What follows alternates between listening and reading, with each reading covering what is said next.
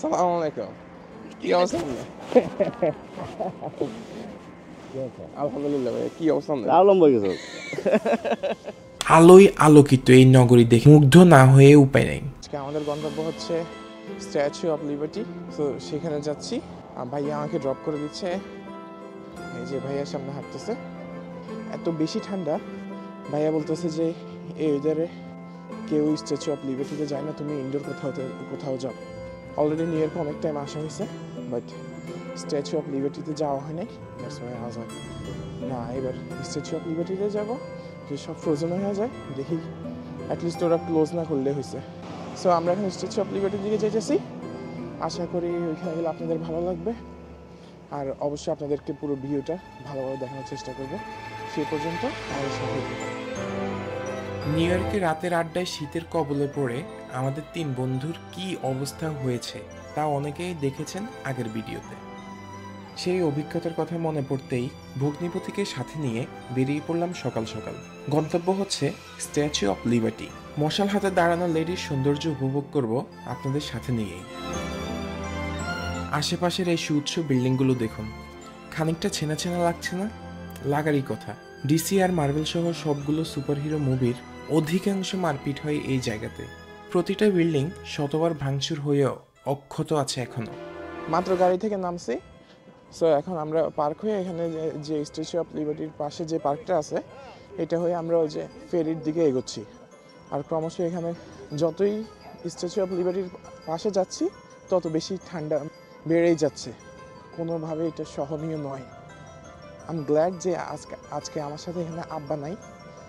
থাকলে আমার মাফলার থেকে শুরু করে জ্যাকেট, শাল যা আছে সবাই করতে হইতো আর কি। তো ভিতরে প্রবেশের আগে এখানে চেকিং করা হয়, যাতে কেউ কোনো প্রকার কিছু নিয়ে ভিতরে প্রবেশ করতে না পারে। সো আমরা এটা সচরাচর এয়ারপোর্টগুলোতে দেখে থাকি, এখানেও সেম প্রসেস। হ্যাঁ, ভিতরে যাই আপনাদেরকে বাকি অংশগুলো দেখাচ্ছি। সো এখানে সাইন আছে, যাদের টিকিট অলরেডি কাটা হয়েছে মেবি তারা এইদিকে যাবে। দেখি, বুঝতেছি না এখনো। যারা টিকিট কিনে নেয় তারা এখান থেকে এসে টিকিট নিতে হবে আর কি। যেহেতু আমরা অলরেডি টিকিট কিনে ফেলছি, টিকিটটা শো করি আপনাদেরকে। টিকিটটা শো করি। এই যে টিকিট হচ্ছে, আপনারা দেখতেই পাচ্ছেন, টিকিট হচ্ছে এই হচ্ছে স্ট্যাচু অফ লিবার্টির সেই টিকিট। সো আমরা যাবো, জাস্ট এইটা স্ক্যান করে ভিতরে চলে যাব। I think that's it.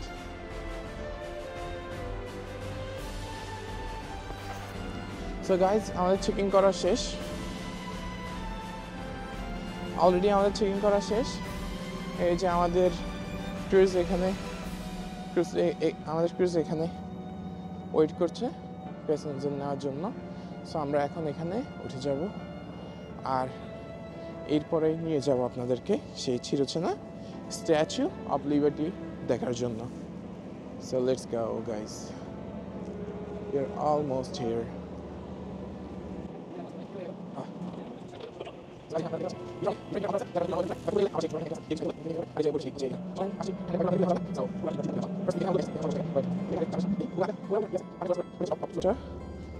চলেন, এই যে এই ভিউটা দেখার সত্যি একটি মনোরম ভিউ।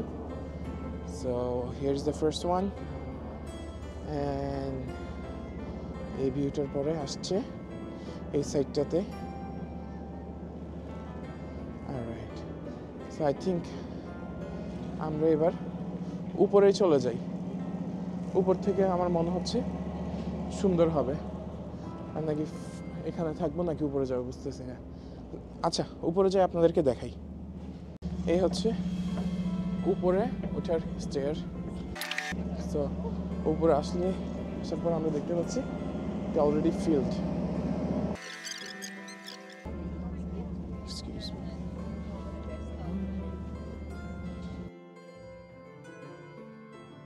টিকিট আগেই কাটা ছিল বিদায় লাইনে দাঁড়ানোর ঝামেলা পোহাতে হয়নি।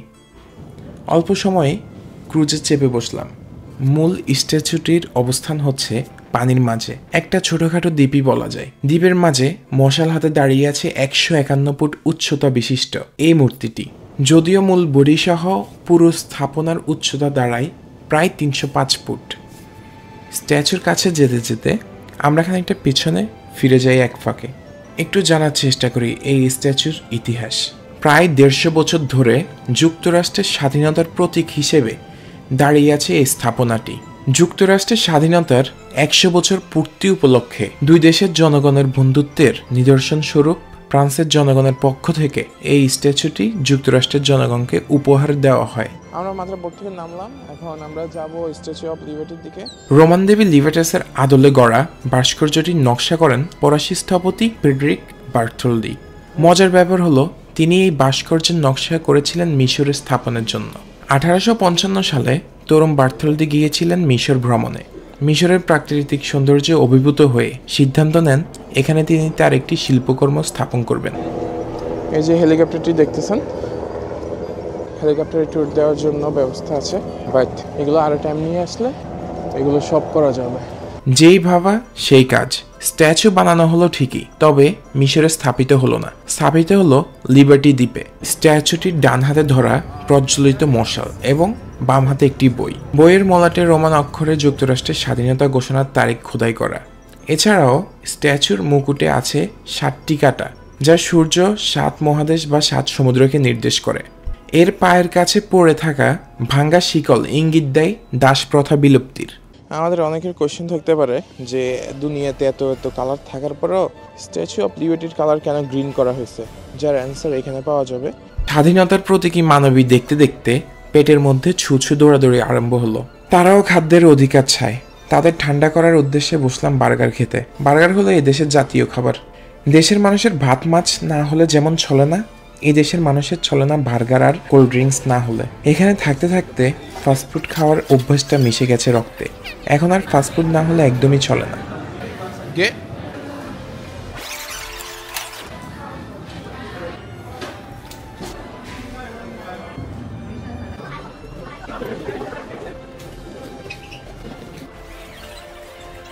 স্ট্যাচু অফ লিবার্টি দেখা শেষ, ছেনাপথেই ফিরছি আবার। এবারের গন্তব্য টাইমস স্কোয়ার। রাতে টাইমস স্কোয়ার নাকি আলো ঝলমলে এক রূপসী নগরী। দেখা যাক তথ্যটা সত্য কতটুকু।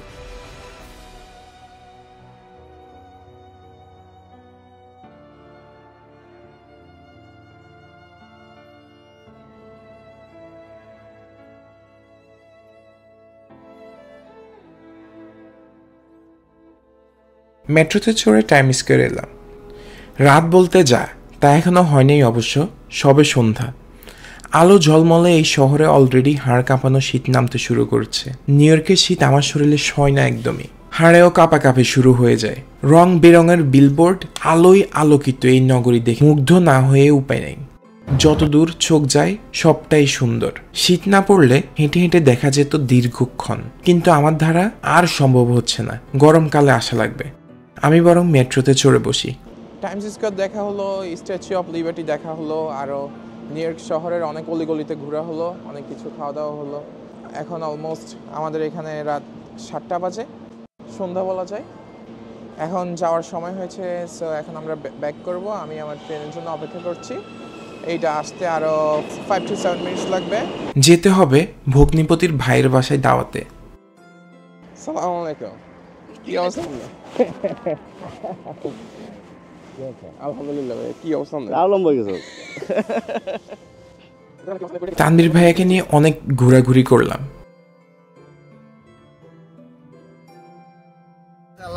হ্যাঁ ভাইয়া, সালাম আলাইকুম। এত এত ঘোরাঘুরি হাঁটাহাঁটি ক্লান্তি শেষে বোনের বাসায় আসতেই দুই পুচকে ভাগ্নে ঝাঁপিয়ে পড়লো আমার কোলে। সারাদিনের ক্লান্তি যেন এক নিমিষে গায়েব। ফিরতে হবে ফ্লোরিডায়। মিস করব নিউ ইয়র্কের এই শীতকে, যা আমার হাড় কাঁপিয়ে দিয়েছে। মিস করব ভাগ্নেদের, যারা আমার হৃদয় শীতল করেছে ভালোবাসা দিয়ে। বাই দিয়েন। ফ্লোরিডা ব্যাক করার সময় হয়ে গেছে। আমরা যদি ওই দিকটাই দেখি, অলরেডি মানুষ লাইন ধরে ওয়েট করছে চেক ইনের জন্য। গাইজ, আমাদের ব্লগটি একদমই শেষ মুহূর্তে। আমরা এখন আমাদের গেটের সামনে এসে ওয়েট করতেছি, একটু পরে বোর্ডিং শুরু হবে। ফ্লোরিডাগামী রাতের ফ্লাইটে চড়ে বসলাম। জানলা দিয়ে দেখলাম ক্ষীণ হয়ে আসছে রাতের আলো, ছোট হয়ে আসছে রাতের নিউ ইয়র্ক।